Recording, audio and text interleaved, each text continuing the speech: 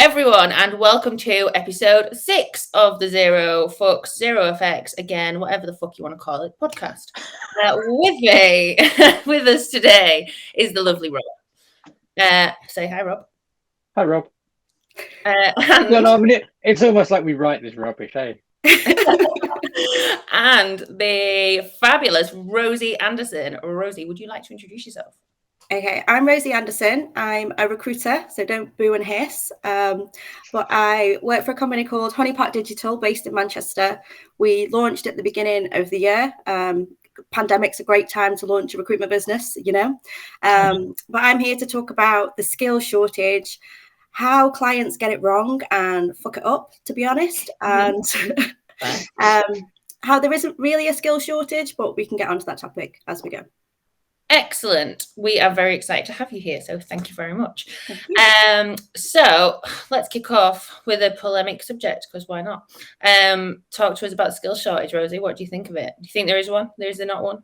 Okay, well, I brought some stats with me. So in the UK, in the last 6 months, with cybersecurity, there were 4,542 permanent jobs advertised anywhere in the UK and 2,282 contract jobs. So about 1,000 jobs a month being advertised in cybersecurity. So, you know, the demand is there. We know this. Like average salaries are 62.5 for perm, £500 a day for contract. So you can understand why people want to work in cybersecurity. You know, you can earn really good money. There's demand there.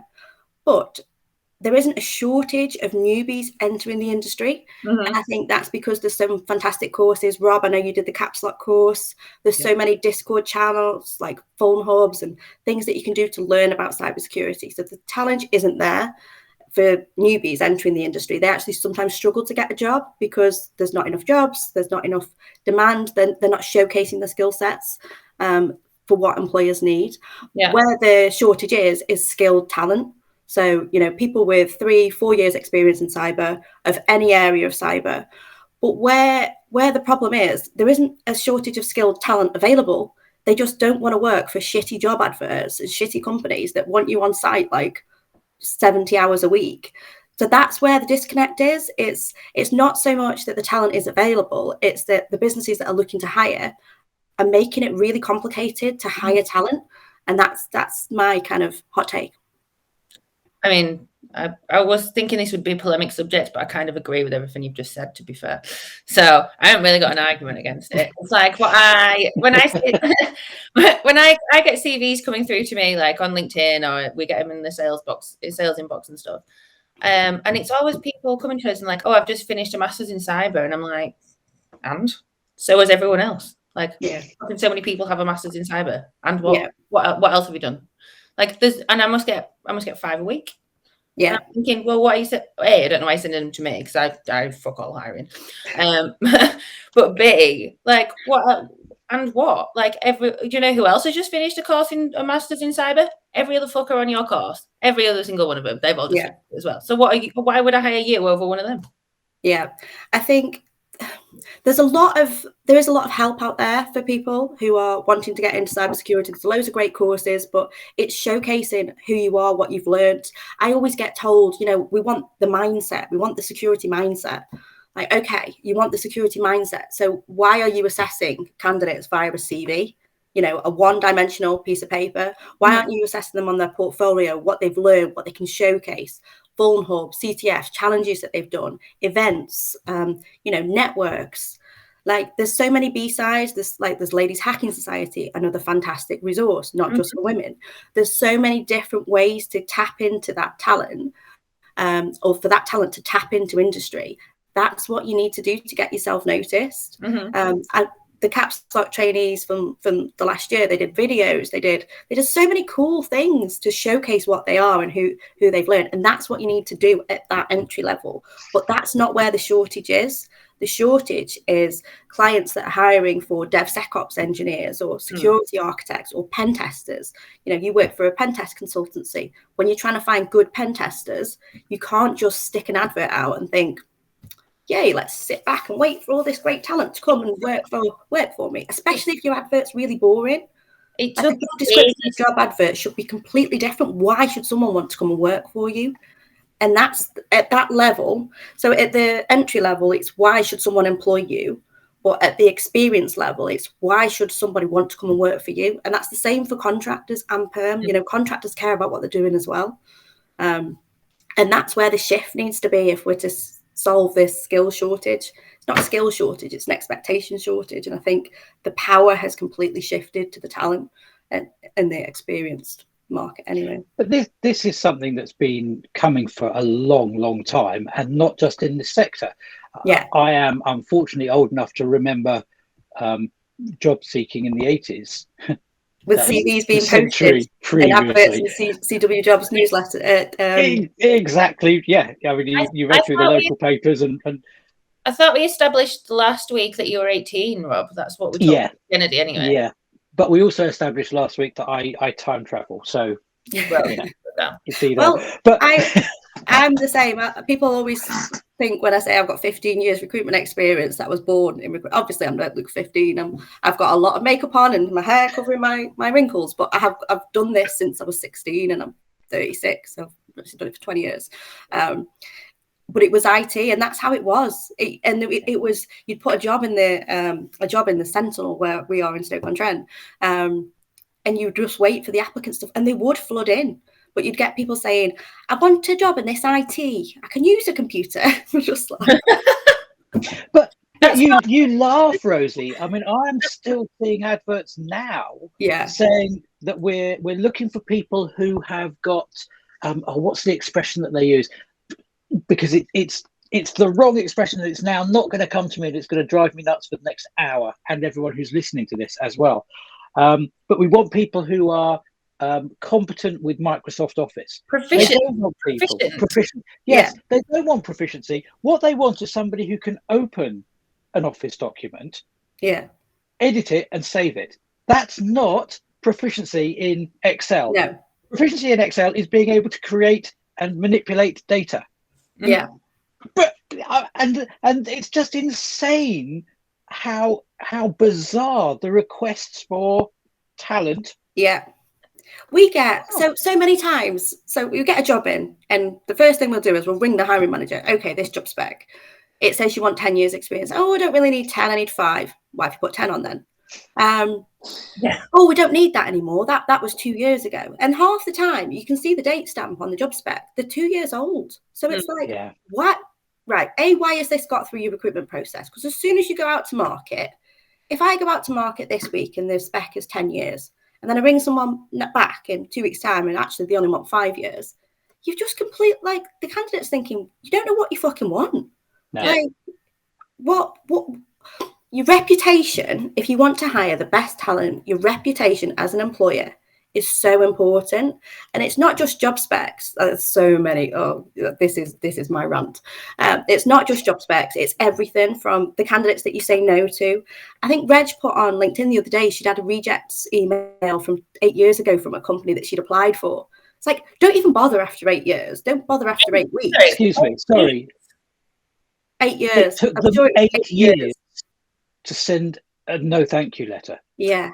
I think she probably, if she were waiting for them to come back to her, she'd have died, wouldn't she, really? Without, I didn't get that job. I was just going to wait for a little bit longer. Yeah. It's just like, don't bother. They'll definitely get in touch. I love how she put them on LinkedIn to say, yeah, cheers. Like, that's what you deserve. That's what you deserve at this point. They must be cleansing the database, and at some point she didn't get a reject email, or God knows. God, I don't even know why I'm trying to defend them. But it's the same as like interviews. If somebody's a no, okay, tell them, but give them some feedback as to, okay, you're a no because of X, Y, Z. This is what you can do to improve. And then we regularly get that person who interviewed last year. Are they still available? What are they doing now? We've got another opportunity. And if we've gone back to say, yeah, you're a no feedback. And that's on the recruiter as well, whether that's internal recruitment or recruitment agency, to give decent feedback. They're going to say, no, they rejected me. No. It's like an ex-boyfriend. Well, not an ex-boyfriend. I don't know. Yeah, it's that same kind of theory coming back and going, no, no. If you don't handle that process well, you're not gonna re-engage talent. sorry, I'm going to use loads of like bullshit recruitment speak as well. You're not going to re-engage talent, but they're also going to be talking to the friends and be like, God, don't go and interview for them. They were right shit. But companies must understand this, because on the other side of the coin, this is how you do sales. Yeah. You know, you go out of your way to give your customers, or at least you certainly should be going out of your way to give your customers the best experience that you can give them, so that they walk away from their interaction with you feeling positive, with lots of exciting stuff happening in their brains that's linked directly to your company brand. Yeah. Why are you not doing exactly that with the people you want to help develop and sell that brand? It makes no sense. So I know people, and I'm not going to say any names, but I know people who've worked somewhere and had a really shit experience and then gone to work for a big vendor, say, and that's their client, and they're like, there's no way I'm going to work with them. Because insecurity, it does completely come around. You know, everybody knows, not everybody knows everyone else, you know, there'd be no need at all for recruiters, but everybody kind of knows industries. Everybody knows like the little trade secrets. Everyone knows where the weirdos are, or, you know, them dirty little secrets in recruitment, or places where that's a really toxic manager, don't go and work for them. And that sometimes is where the newbies that come in, that we do need more. Well, that's where respect and security comes in as well. Actually, we need some way of signposting for people to be on there, especially women. We are trying to push more women into this industry, more juniors, more graduates, more new to the industry type people. We've got to make sure that we can protect them and not put them in those kind of shit scenarios where there is nasty things going on. But it's exactly the same for sales, because if I know, so there's certain companies I know I would never want to recruit for them. So, you know, we do say we're ethical. We put people before profit, tech before toys. You know, we care about people's careers. And people have come to us and said, will you hire for us? I'm like, not a chance will we hire for you. So it does work both ways, because you're not going to get people working for you. Well, there's one big 3-letter acronym. Yeah, we've said no to them. Yeah, because, well, they wanted to hire all of the women from Caps Lock. They were like, we need some diversity, so can we just like interview every woman that you've got? It's literally not how fucking diversity works. You don't hire a load of women and then suddenly you're diverse. Like, that's not, it needs to be embedded in the culture of the organization. The managers need to understand that you treat women, well, yeah, like not differently to men, but do you know what I mean? Like, there's got to be an understanding of the people that you're recruiting. You can't just turn around and be like, we need some diversity today. I know. I'm going to hire 50 women and then we'll be 50-50 as a company. Like, that's not it. Well, if you hired 50 women who'd all worked the same business and they'd all been on the same training course and all been taught the same way how to apply security principles, you're not going to get that much diversity anyway, because they've all been taught the same way. You get more diversity from having 4 people from 4 different universities or 4 different backgrounds, you know, people from an apprentice program. It doesn't matter if they all look like Tom Cruise. Don't know why I said Tom Cruise, but if they all looked exactly the same, they had all worked in different backgrounds. Obviously, they all look like Rob. He reminded me of Tom Cruise. That's what it is. They would all, if they all look the same, but they've got different backgrounds, they've worked in different environments, one's been university educated, one's kind of worked through an apprenticeship, one's a career changer, they're going to be diverse because they've got diversity of thought. That's what we and you talked about at the University of the West of England. Yes. A few weeks back, didn't we, where we went and talked about like the fact that we need diversity of candidates, but that diversity needs to be a diversity of thought. So it doesn't matter if it's like 4 white middle-aged blokes. If those 4 white middle-aged blokes, one's been in the army, one's a career changer from being a teacher or something, one's come through the ranks in the, I don't know, he's like super technical, whatever. They've all got different backgrounds. So there is so as much as you say, you know, it's just 4 white blokes. Yeah. It's not, is it? You don't know who's autistic. You don't know you don't know anyone's background by judging them on the colour of the skin. This is the whole principle of racism. You don't know what people are going through in the background. You can't judge at face value somebody. But that's why in recruitment, you shouldn't just rely on a 2-dimensional CV, because somebody's CV doesn't show how they think. You know, I really advocate, particularly for junior levels, portfolios, but the same for experienced technical people, the portfolios. What have you done? You know, if you've cracked any CVs, what are you learning? How can you show me talks that you've done? Show me who you are. That's more interactive than a 2-page CV, because CVs are really hard to write. I work in recruitment and I've never written my own CV, so sometimes I feel super critical when I'm giving people feedback on CVs. But it's an art to write a CV. You can spend all that time writing a CV against a job spec. The job spec isn't right, because the hiring manager couldn't be asked to update it, or it came through HR and they just took a stock one from 3 years ago. It's like, it can be an absolute waste of time. You should use your networks. You should go to events. You could be on Twitter, on LinkedIn. These are the ways, and not just client and not just for candidates. This is what hiring managers should do. This is why you should have either a recruitment person within your business that is fully responsible for employer brand, beating your managers over the head for feedback on interviews or whatever, because it will affect your employer brand. Not having like a 5-stage interview process, like putting on your job adverts, okay, you can be based from anywhere. If you can be remote, you can be based from anywhere. People don't put it on. Why?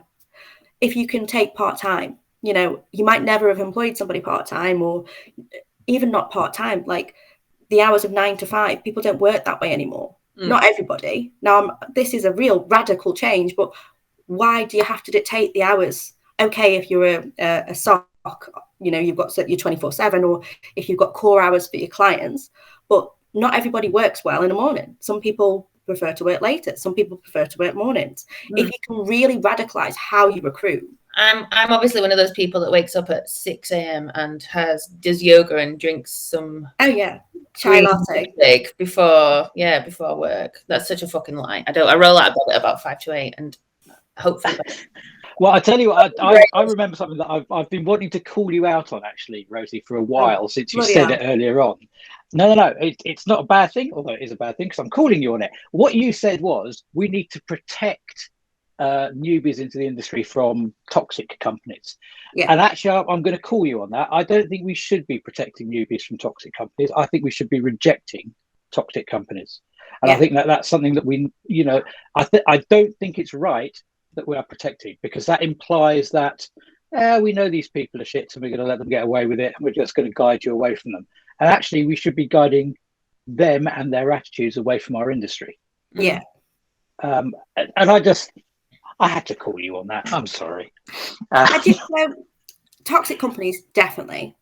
Now, there are places where they won't be right for everybody, but they will train you really fucking well. And within the first 5 years, they'll put you through certs. And if that's the type of training environment where you all learn the same, it's kind of bullpenny. Bullpenny, is that even a word? Like a bullpen, where you're all kind of trained and learned together.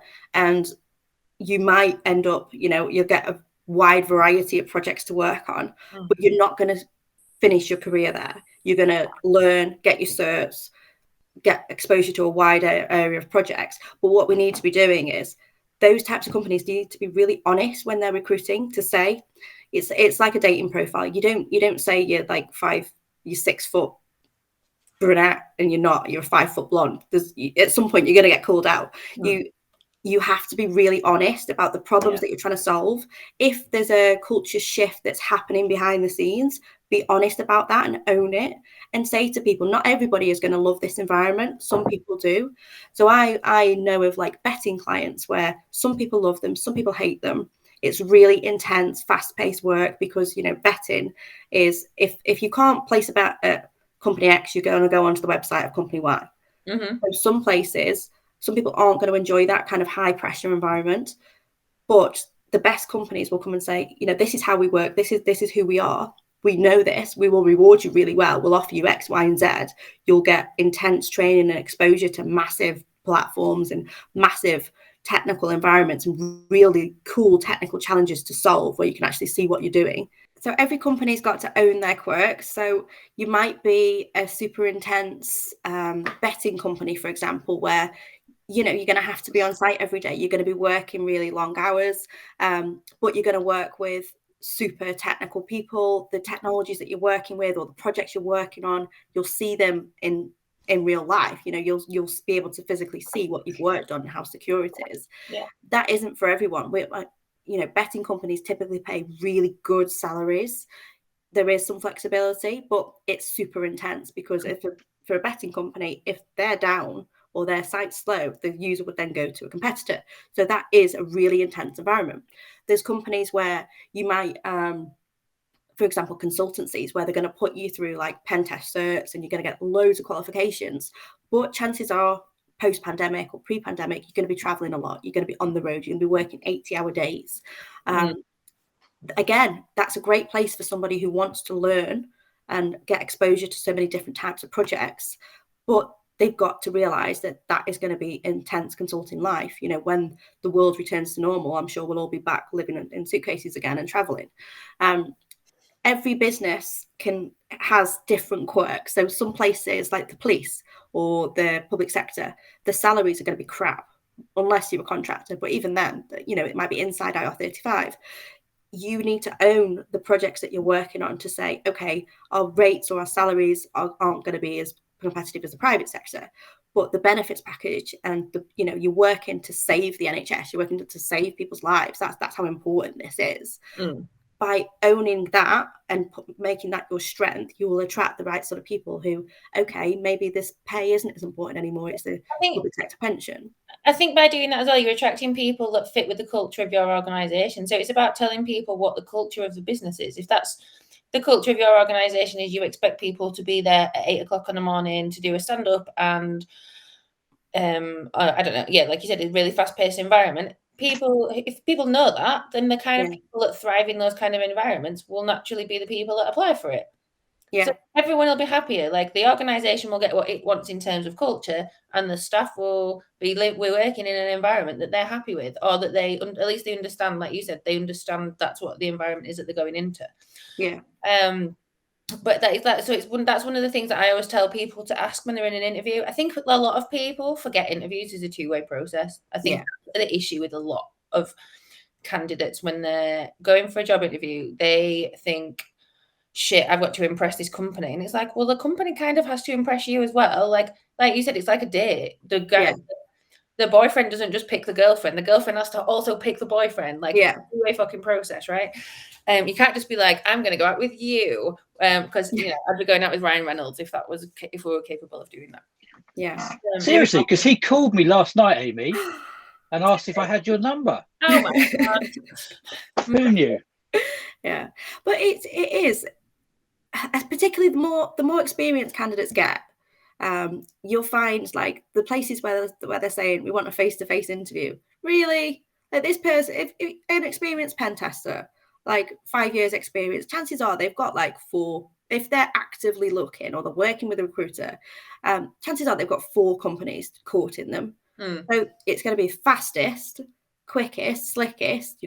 If they need to prove why they're a great place to work, what are they interested in? Is it the types of projects? But the recruiter should know all of these things. What's their drivers? Is it money? And for some people it is money. There's absolutely nothing wrong with that.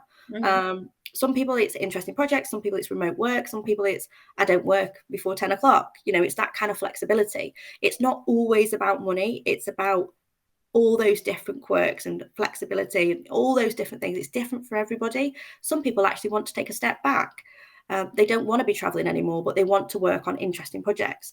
Some people are really interested in hardware security or IoT. It's understanding what's the driver of that person. And that's where having a middleman, whether it's a recruiter or whether it's your internal recruitment person, can say, okay, hiring manager, I know you're really busy. This is everything you need to know about this candidate.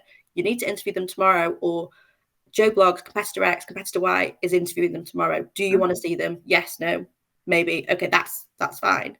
Yeah. But at the same time, if you're a company that's only ever focusing on new talent and we only want to hire new talent, who's looking after your current employees? Who's giving them interesting projects? Who's giving them ways to stretch and grow and interesting projects to work on in new areas? Because if not, recruitment isn't just, it's about the whole process, because your competitors are after these people. And if you're a place where you're forcing people back into the office and it's going to be 5 days a week and people are just lazy, they can't be asked to come in the office anymore. If you're forcing people to do that, your employees are all going to be looking elsewhere, or they're going to be being contacted by your competitor who's offering more money, offering better projects, offering better flexibility, and you're going to be constantly hiring. That's why recruitment is so important. And that's why, recruiters do get a bad name. I get that. There are some shitty recruiters. There's some really fucking good recruiters as well. And there's some really good internal recruitment people. But businesses that don't care enough about recruitment and just think, oh, it's another admin function, that's where they get it wrong. And that's where the talent shortage is. The good companies hire. We come across this issue quite a lot in security, and it's like an issue of it being a silo. So it's like recruitment ends up being a silo from the rest of the organisation. So the recruitment's going out and like marketing the business as one thing to bring the talent in. But if the business doesn't know that's what they're being marketed as, then you're going to lose people, because they're going to turn up on day one and be like, this isn't what I fucking signed up for. I signed up for whatever this internal recruiter has told me this company's like, because they're basically doing a marketing and sales job, like you say. So if the marketing doesn't connect with the actual reality, then you're going to lose your staff again. Like it's like recruitment and retention, I guess, is like they're really closely linked, aren't they? Yeah, they are. I mean, they're very much linked, because obviously if your retention levels are low, your recruitment levels shoot up as a direct result of that. But something that worries me or concerns me, I'm not sure my language, I've forgotten, it's the wrong time of day for me to even be functioning properly, is I think there is an issue with the way recruitment exists within the modern world, in that recruitment is still quite an old-fashioned scenario area. And I mean, certainly, I mean, I've got children at the top end of secondary school now who are being spoken to about careers. And the idea that you'll join a company for 6 months, 9 months is unheard of and disgusting. And no, you've got to be looking for where you're going to be for the next 15 years. Or, I mean, it's complete nonsense, because that's not how the employment market works. The idea, I mean, we are now in a position, talking about ourselves, where we say, yes, the interview process is a two-way process. But at 18 years old, these people are not being told that. They're being told that, you've got to look your smartest, you've got to comb your hair, you've got to go in with your CV. And it's completely unrealistic based on what we know now. And that's a lot of that is to do with the fact that teachers, and I have nothing against teachers, I'm from a teaching family and married to one, teachers aren't educated in that side of life. It's and just they're the ones who are educating their children. Yeah. It's a lot of parents are educated in that as well. Like, of course not. My mum's been telling my brother how to like turn up for an interview, and I'm like, he doesn't need to wear a suit. Like, it's totally not. I've got clients where we had to tell people, if you turn up in a suit, they're straight away they're thinking, not gonna fit in here. Especially in tech. Like, in tech, like I turn up with pink hair and a nose ring and band t-shirts on. Like, to be fair, this morning I did do a call in my pajamas because I didn't get dressed on time. Like, I don't, like, honestly, the pandemic, I don't care. They're not talking to me because of what I look like. Well, I mean, obviously sometimes they're not talking to me because of what I look like. They're talking to me because I've got something interesting to say, or I hope that's why people want to talk to me. Yeah. No one gives a fuck what I'm wearing. Why would they? Because I'm not there to. What difference does it make? Yeah, I think what you've just said there, Rob, is so true. There's so much STEM outreach, and there is quite a lot of cyber STEM outreach, and the businesses that actually are forward thinking are thinking, these students of today could be our next apprentices, could be our next trainees. We'll do those kind of things. There's loads more. And I was one of the strange girl. I think I was one girl who did IT as GCSE. I think there was me and a load of boys. It was ace. Nowadays, there's loads more girls doing IT. I was 16, there's so much more push to get all different types of people in. I think Eliza's done like a coding work boot for kids the age of 4 to 8, because we switch so many girls off before they even get to picking their GCSE subjects.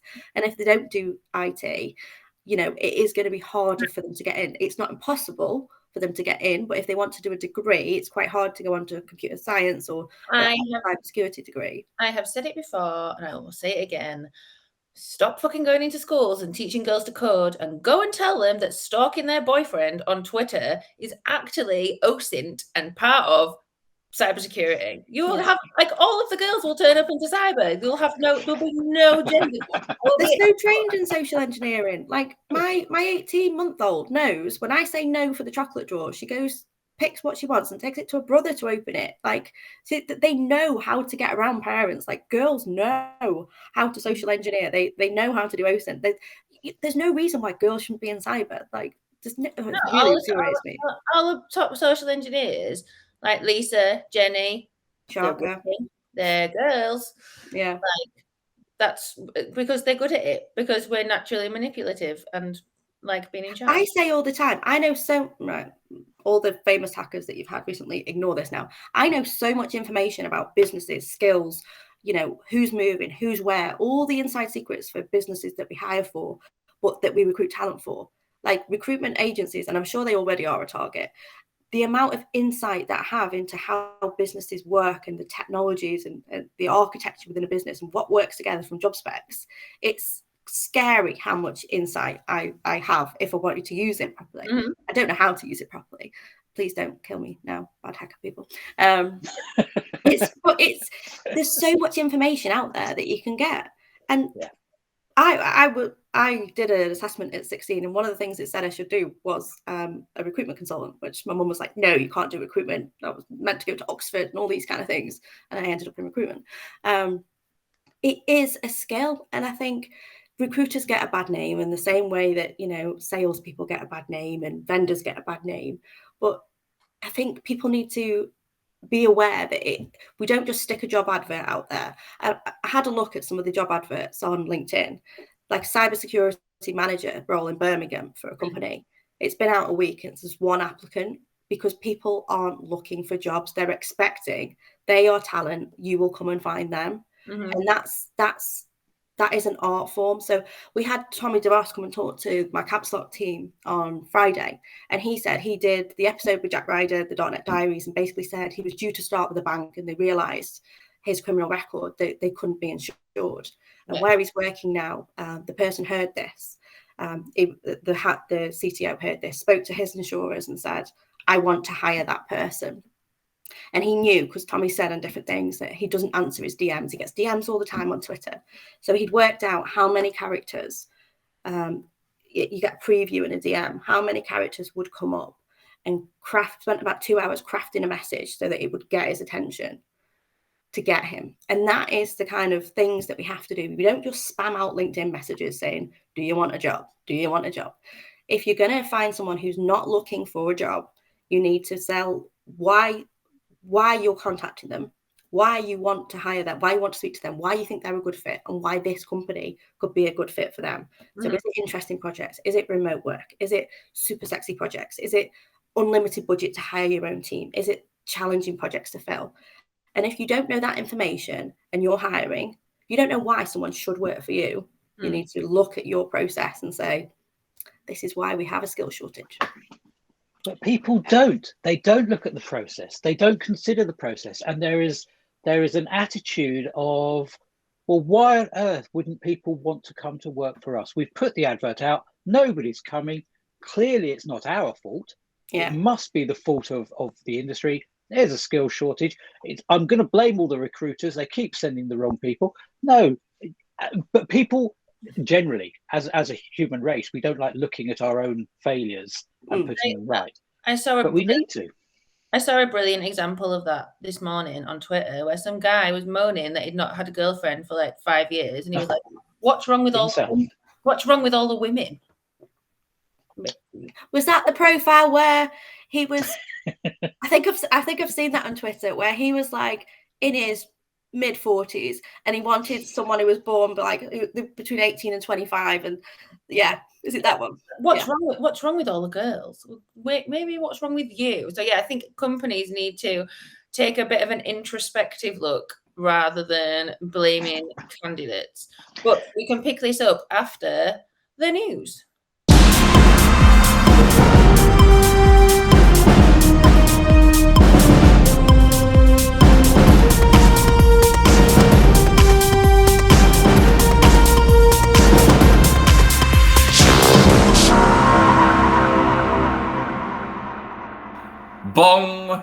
Here's the news. First up, the news that a Missouri politician has demanded the prosecution of a journalist who found and responsibly disclosed a vulnerability in a state website.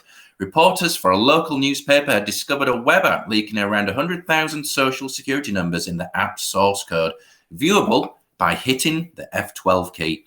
Hackers everywhere are now concerned for their job security after it was discovered that hitting F12 isn't that difficult and you don't even need OSCP to do it. Next, the news that an email marketing company holding the details of up to 1 million UK teachers and school admin personnel was potentially exposing the information to the public internet because of a misconfigured error page on their website. Pentest partners disclosed the vulnerability to the organisation, who reportedly dismissed the findings. Sounds like they need to go back to school. And finally, Google's VirusTotal service has reportedly shown that 95% of ransomware identified by its systems targets Windows operating systems. With the release of the new MacBook on the horizon, this makes sense, as Apple users are going to have no cash to pay ransom if they're forking out the £1,900 for the latest model. You stay secure, InfoSec community.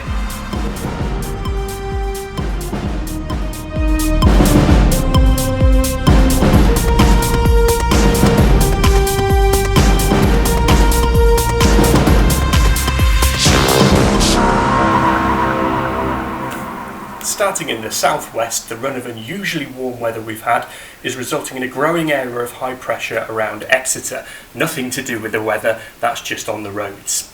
Historically, of course, this is mining country, so keep an eye out for adventurous types wearing head torches. Moving on up into the Midlands, we see thick cloud cover, no precipitation to speak of, just badly named products and poorly designed user interfaces. The picture changes as we move further east. Keep an eye out for sin flooding, especially in low-lying areas. More or less the same picture moving north, though obviously wetter, colder, and different accents. Don't expect too much change as we move into the weekend. Expect patches of sunshine and broken cloud with the occasional shower. Misty in the mornings and, of course, a high chance of ransomware. Thank you. Amy, is that the same weather we've had every week so far? Yes. We spent quite a lot of money on the Spinny Zero Fox logo, so... Well, I think it makes us look like idiots. But anyway. I don't give a fuck. I'm all right. That's right then, isn't it? So, Rosie, going back, something I've recently been going through the job search route myself. Actually, not so recently anymore. We're about 2 months, 3 months after I got a job now. So one thing that really irritated me was the amount of companies who were singing and dancing about all the wonderful benefits that they would offer me, which were in fact not benefits, they were legal statutory requirements. Yeah. You know, we will give you 25 days holiday. No, you won't. No, you won't. If you were given a choice, you would not give me 25 days holiday. Let's be honest about this. Yeah. And it's really irritating. They're not actually offering me anything. You get a 3% pension as well. Oh my God. Yeah. What, you mean I can take my money and put it into my pension, and you, because you're forced to, will top it up? Okay, got it. Why aren't they actually offering benefits? You know, you will work for a company that will provide you with training, mentoring, whatever it might be. I don't care. Yeah. It's really frustrating. I think I'm not going to blame internal recruitment, but I think sometimes there's a stock thing to stick on a job spec. It's like with security clearances, you know, you can't technically ask for a security clearance. You know, you're not allowed to say you are going to reject people if they don't have a security clearance, because it's government mandate to say you should be open to everybody. Realistically, if you have a project that's starting in a week, you're going to want someone who's security clear because the process takes 6 weeks. But there's statutory sort of lines that people stick on. The best companies will have a look at what they offer, will actually ask the recruitment partners to have a look at what their competitors offer and make it better. So the best I've seen is things like unlimited holidays, working from home. It really frustrates me. You know, we have a pool table in the office, or a foosball, or a beer fridge. I don't drink. But at least they're offering something different and telling you a little bit about the culture. You know, we have healthy Mondays and breakfasts.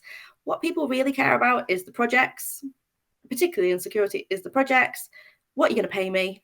Why do you not put an advert on? Why don't you not put your salary on your advert? Oh. If it's because your current team might find out, I think recruitment's going to be a constant thing for you in the future. Because if you're underpaying your current staff and bringing new people in higher because the market's changed, that's what you need to do. The best, like where I was before, I'd worked there for 15 years because of 2P. Like I'd worked for my auntie's business in recruitment, and I'd worked there for years, and I never ever looked out at another job. And the reason somebody was able to poach me wasn't money, although they did pay me a hell of a lot more. It was autonomy, being able to create something new. Half the time it isn't about money, but if you're not advertising your salaries, what's the point in applying? I spoke to someone the other day. I've got a wish list from a client, which, you know, I don't like working from a wish list. And when I told him what the salary was, he was like, oh my God, that's daylight robbery. That's a skill set that's brand new. They want the best people and they want to pay them that. Yeah. Good luck. And I fed that back because they've told me scout the market, see what they need to pay. The salaries are about 30 grand out of what they need to be. You're looking for the same talent as everybody else. You want someone 5 days a week on site. 5 days a week on site? Really? And you want to pay them that? I think what you're saying about like the benefits are not always like tangible benefits for people. Like what you're saying about autonomy. Like at my last place, I couldn't write what I wanted on LinkedIn because the marketing department would come and tell me off about it if I wrote fuck. So I used to have to censor my own thoughts. And I bet you did your creative best work. I did all of my brilliant work when I was there. No, not at all. Whereas at my current company, I've got autonomy over what hours I'm working. Like I can do things like this podcast. I can say fuck as many times as I like, and I do on a regular basis. Like that's like worth so much more to me than any. Yeah. Well, I mean, obviously, you know, if I can get like a 10 grand, that'd be great. But that kind of autonomy and that kind of intangible benefit, that's worth so much more to me than. Yeah. But also, it's very odd because for some people that's really comforting, and for other people that's really scary. So I recently, well, actually not so recently, a couple of years ago, I took on a worker. She was absolutely fantastic, and I actually wrote in her contract. Under hours, because legally you have to write the amount of hours you expect somebody to work, and under hours in her contract I wrote, you are not contracted for any amount of hours any time at all, so long as you do what you need to do. And that was my official legal statement, and that was absolutely perfect for her. That's exactly what she wanted, and she was brilliant. She'd be on the train going home drunk from a party and somehow managed to pull out a sale. I mean, she was incredible. Still is incredible, actually. But then we got absorbed by another company. Their HR team saw it and just panicked. Absolute terror. How can you do that? How can you trust her? She'll have no idea what's expected of her. Well, actually, that's what it's down to, trust. If you're bringing in an expert, why do you need to tell them what to do and tell them what hours to do? You give them a task. Cybersecurity strategy, make this more secure, embed security into our process, and then let them do it. And if you need to dictate where they need to work, how they need to work, what they need to do, then that's okay if it's a junior person that you're going to train and invest in. But if you're only going to invest in them to this point and then keep them down because actually we don't want someone else to steal our talent, that's not a great recruitment strategy. You need to look at hiring different people into your business with different skills and different mindsets that can bring fresh ideas. But you also then need to empower people within your business to do their best work. And if that's learning, moving departments, moving into different areas, you know, it isn't rocket science. It's very sensible, but it's so hard for companies to do. Yeah, I mean, I've worked at a company where I was in sales and I had to be at my desk at 9 until 5. And our team got to go on lunch 12 till 1, and the other team got to go on lunch 1 till 2.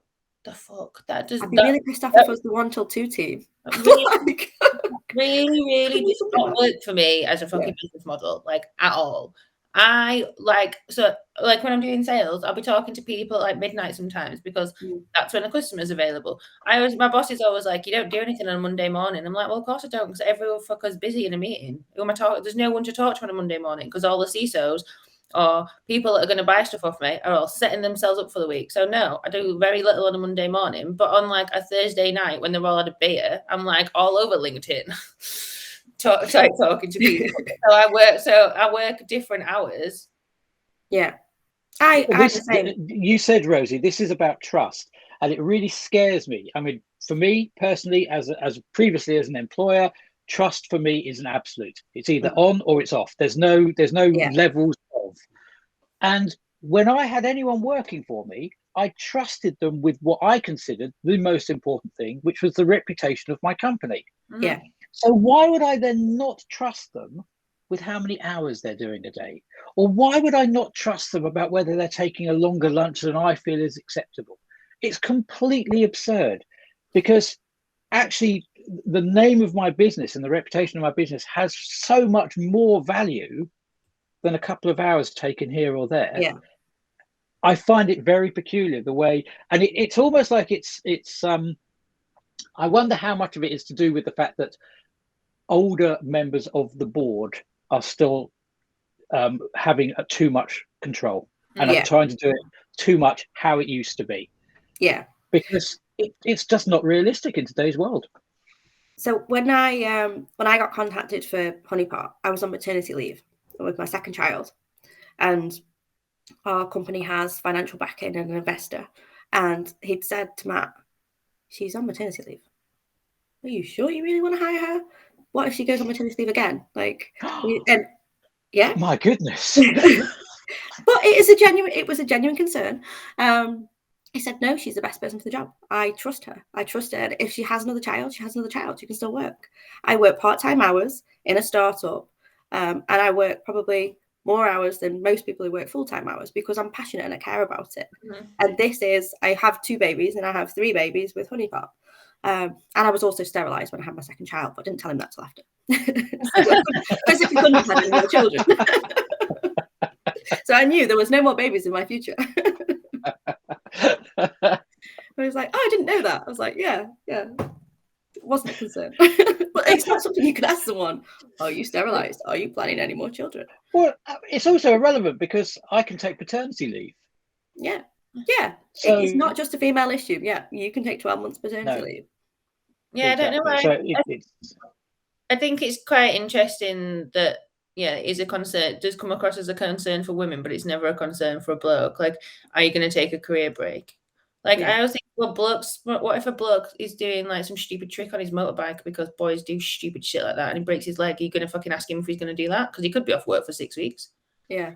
Like, or play football when they're really old and not should be playing football anymore, because if they break a bone, they're off work. This was a debate I had with my husband the other day, who's a plasterer, and he broke a rib playing football last night. Nice. Self-employed plasterer. So he's plastering with a broken rib. Yeah, because you're self-employed. You're not dead, you're still working. It's that simple. I want to know how you break a rib playing football. I mean, I played rugby for a number of years and didn't break a rib. So something's wrong there. Yeah. What are you telling me? Are you telling me I shouldn't be trusting my husband? Playing football? Yeah, he's actually out riding motorbikes and not telling you, clearly. But it is absurd that it's this attitude of, well, women are going to disappear. Not women may disappear to have a child. Women will disappear. First of all, they're not disappearing. Secondly, there's so many things. Forget secondly. Yeah. It's just so irritating. Yeah. And then men are expected to never leave the office. Yeah. Oh, there's two sides to the coin. It's why do you want to go to a nativity? Because my child's playing. My child's in a nativity. We have our school is now just started post-COVID. They're like, right, your parents can come in every week if you want to and do so many different things because we're taking back, the school education. So there's something every week. Yeah. I sent my husband to the coffee morning the other day, the Macmillan coffee morning, because I was like, babe, I can't do this. I'm doing the forest school. But there's so many different things. And I think the pandemic has shown us, like you just said, Amy, you can do calls with people in your pajamas. We are human. We are inviting people into our homes. But during lockdown, my husband described it as, we're not working at home. We're working in an open prison. We can go to work or stay at home and work. You can't do anything fun. It's like being in an open prison. But you're inviting people into your home. So when we were children, we had to do homeschooling. My 5-year-old, it was the month that Honeypot started, or I started a Honeypot. So he had to stay at home and do that. Yeah. But so many times Matt will be on the phone to me, and then suddenly I'm like throwing a conversation to Si, or like Marlo's disrupting me. It's like I've just got so used to the context switching of being practically in your home. It's just, this is just normal now. I think it's really interesting as well, because like when Maggie comes in and interrupts me, I am a mum and I'm also a person at work. But I think people see like a different side to you through the pandemic, because they were like, oh yeah, like you are a mum as well, and they see, because your personality obviously switches when you're talking to your kids. You're normally in some state of like catatonia when your children are around. Please stop talking to me. So yeah, I think it's quite interesting, like how people's like personalities, I think, have like merged at work now. Yeah, but it's making us be more authentic, which actually, if that's, there's a big push on wellness and being authentic at work and being your true self. If that true self is you suffer from depression or you suffer from mental health challenges, should you be scared to say that in an interview process? Should you not be being open and honest about what you need as reasonable adjustments at work? So if you've got caring responsibilities, does that mean, I'm a part-time I work part-time in a business? Does that mean I can't be a director? No, of course it doesn't. Does that mean, if there's mental health challenges at home, does that mean I can't be good enough for you as an employer? You need to think about who you are if you're hiring. You say you want different people and diversity of thought. Hopefully it's diversity of thought, not diversity of gender or diversity of skin color or whatever. Then maybe you need to be looking at different talent pools, and they might not be that polished, finished article. But who the hell is anyway? Who is polished all the time? Yeah, obviously, Amy, we know that. But yeah, if all you're looking for is more of you, you're not going to develop. You're not going to improve or change. You're not going to solve the best challenges. No. So, Rosie, one last question for the podcast. What's your worst horror story around recruitment? Oh, I've got so many. Okay, can we ignore the fact that you gave me some advice, because that must have been awful for you? So there's 2 bugbears I have, and Rob, this wasn't you, but people will come to me as newbies in the industry and say, I want to work in cyber. Oh, great. Okay, what part of cyber? What area of cyber do you want to work in? And they don't know. Like, okay, go away and do this research. And I have got a YouTube channel that's how to find out about different areas in cyber, but it's on our Honeypot YouTube channel. Do that, then come back to me, and then I can help you with what you need to do to develop. So that's one. And another is lowballing. So if you have a great candidate and the recruitment process has been really slick, really smart, really smooth, and say the candidate wants 70 grand, and the client comes back and says, I'm going to offer him 65. Like, why? Why are you going to offer him 65? Well, that fits better with where other people are in the business. But all the way through, they want 70. They're on 65 now or whatever. Yeah. No, offer it them. And they say no. And then the client comes back and says, okay, offer him 70. Yeah, just offer him 70 in the first place. But you've already totally destroyed the relationship you may have had. Yeah. Yeah. Even if they accept 70 now, that person is, still with an agency. They might still be with competitor agencies, still interviewing with competitors. So they might verbally accept 70 and they've got a 3-month notice period. They've got 3 months to stew on how much you thought they were worth and how much you've now grudgingly given them. Whilst competitors, actually, they want 70. The best clients say, we're offering 75, but we expect this within the first 3 months. Yeah. That's better. There's a skills shortage and a talent shortage, and there's good people out there. And it's these kind of things where you just go, what the fuck? Why have you that's why there's a skills shortage, isn't it? Because it's not a skill shortage, like you said, it's an expectation shortage, and that's why people That's where the whole concept of it comes from, because companies do shit like that. But it's not just companies. People as a rule do it. I mean, personally, every house I've ever bought, and I haven't bought many, the price, the asking price is the price I offer. If you're asking for 180, I'll offer you 180. I'm not going to haggle for 3,000 for what? For goodness sake! If you told me what you wanted, I'm either happy to offer that, or I'll look for something else. I mean, when I bought my house, I offered the asking price, but then I found out it had a damp problem, so I made them pay for some of that. But that's different. You adjust for things. But it's like, I mean, your husband is a self-employed plasterer. I'm sure he gets the phone call saying, "I'd like you to do this job. Well, it will be cost you this much. Oh, somebody else offered to do it cheaper. We'll go with them. Yes, but I prefer you." Well, it doesn't work like that. No, because you're just so frustrating.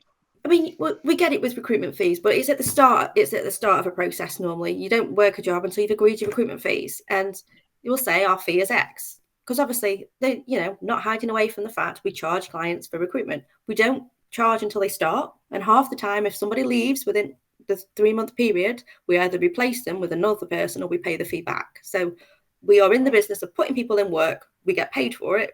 But if that person isn't right for whatever reason, we pay fees back or percentage of the fees back. But you do that negotiation at the start.